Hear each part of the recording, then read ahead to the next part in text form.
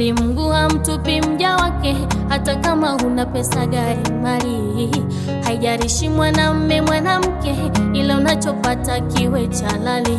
Ukweli haipendezi kumiliki gari na pesa ukose akili. Unajikuta nani we uniacha mimi eti kisa unanogesha mwili. Kuna wakati natamani hizo pesa ulizo nazo bora wangepewa masikini. Umesahau wema wangu nilofanya kwako, leo unaniona sina thamani. Kama kazi siturifanya wote, na ukaniahidi utanipeleka kokote, na kama pesa tumetafuta wote, sasa kwa nini unaniacha mimi sote? Eti kwa sasa unafosi nitoke, ili ubaki ukicheka na wanawake. Msaliti sina pa kwenda popote, umenifanya mi kwa sasa niropokwe. Aya, nikisikia unayofanya moyo hisi maumivu, nahisi kama corona.